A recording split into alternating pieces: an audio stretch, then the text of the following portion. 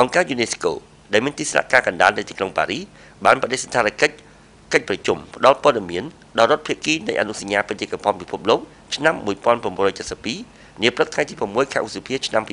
2013អាយដាមអនុសភាចារឧបនាយករដ្ឋមន្ត្រីសុកអានប្រធានគណៈកម្មាធិការបេតិកភណ្ឌពិភពលោកគឺជាប្រធានគណៈអធិបតីដ៏ខ្ពង់ខ្ពស់នៃកិច្ចប្រជុំ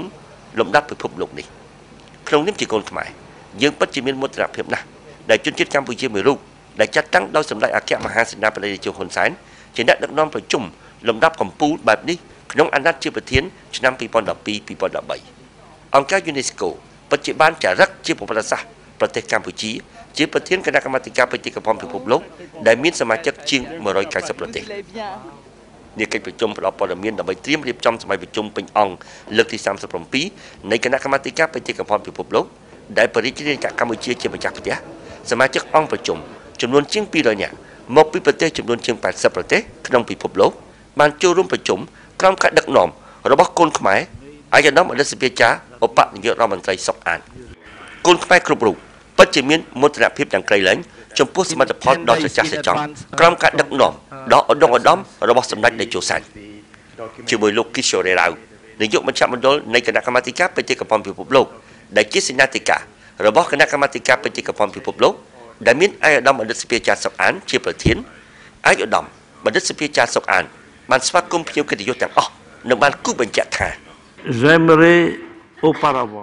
ខ្ញុំសូមបញ្ជាក់ជាថ្មីម្ដងទៀតនៅមហាកិត្តិយសដែលបានផ្ដល់មកឲ្យខ្ញុំក្នុងការដឹកនាំការងារនៃគណៈកម្មាធិការបេតិកភណ្ឌពិភពលោកនាឱកាសរៀបចំសមាជប្រជុំពេញអង្គលើកទី37នៅកម្ពុជាកិត្តិយសដ៏ធំធេងនេះគឺជាមហាកិត្តិយសរបស់ប្រទេសរបស់ខ្ញុំនិងជាពិសេសរមណីយដ្ឋានអង្គរដ៏ល្អផូរផង់ស្ថិតក្នុងបញ្ជីបេតិកភណ្ឌពិភពលោកហើយយើងនឹងជួបជុំគ្នានាឱកាសបិទសមាជប្រជុំ Nous tiendrons notre cérémonie de clôture. ពិតមែនហើយសមាជប្រជុំពេញអង្គនឹងត្រូវប្រារព្ធពិធីបិទនៅលានជលដំរីក្នុងខេត្តសៀមរាបនាថ្ងៃទី27ខែមិថុនាឆ្នាំ2013ហើយនឹងប្រារព្ធពិធីបើកនាវិមានសន្តិភាពនាទីក្រុងភ្នំពេញនាថ្ងៃទី16ខែមិថុនាឆ្នាំ2013អាយដាមប្រធានគណៈកម្មាធិការបេតិកភណ្ឌពិភពលោកក៏បានផ្ដល់ឱកាសឲ្យអាយដាមស៊ូយ៉ារ៉ាប្រធាននៃការដ្ឋានរៀបចំសមាជប្រជុំពេញអង្គលើកទី37នៃគណៈកម្មាធិការបេតិកភណ្ឌពិភពលោកជម្រាបជូនសមាជិកទាំងអស់អំពីដំណើរការត្រៀមរៀបចំរបស់កម្ពុជាអាយដាមស៊ូយ៉ារ៉ាបានឲ្យដឹងថាគណៈកម្មាធិការត្រៀមរៀបចំសមាជប្រជុំពេញអង្គលើកទី37នៃគណៈកម្មាធិការបេតិកភណ្ឌពិភពលោកបានត្រៀមការងាររបស់ខ្លួនបានល្អិតល្អន់លើគ្រប់ទិដ្ឋភាពទាំងអស់ជាពិសេសផ្នែកទឹកតការភាពកិត្តិយសនៃប្រទេសអ្នកចូលរួមទាំងអស់អាចស្នើសុំទឹកតការតាមរយៈគេហទំព័រនេះនៅតាមស្ថានទូតកម្ពុជានៅក្នុងប្រទេសរបស់ខ្លួនព្រមទាំងនៅពេលមកដល់ប្រលានយន្តហោះអន្តរជាតិភ្នំពេញយើងខ្ញុំដែលមានឱកាសមកយកព័ត៌មានជាមួយគណៈប្រតិភូកម្ពុជា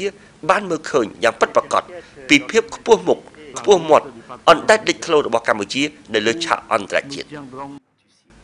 នារសៀលថ្ងៃទី6ខែឧសភាឆ្នាំ2013នេះផងដែរអាយដាមអនុសភាចារឧបនាយករដ្ឋមន្ត្រីសុកអានប្រធានគណៈកម្មាធិការបេតិកភណ្ឌពិភពលោកបានស្ដាប់របាយការណ៍ដែលលើកឡើងដោយលោកគីសូរ៉េរ៉ាវនាយកមជ្ឈមណ្ឌលនៃគណៈកម្មាធិការបេតិកភណ្ឌពិភពលោកស្ដីពីស្ថានភាពអភិរក្សបេតិកភណ្ឌពិភពលោកដែលនឹងត្រូវត្រៀមដាក់ក្នុងរបៀបវរៈនាសម័យប្រជុំពេញអង្គលើកទី37នៅកម្ពុជានាខែមិថុនាឆ្នាំ2013ខាងមុខនេះ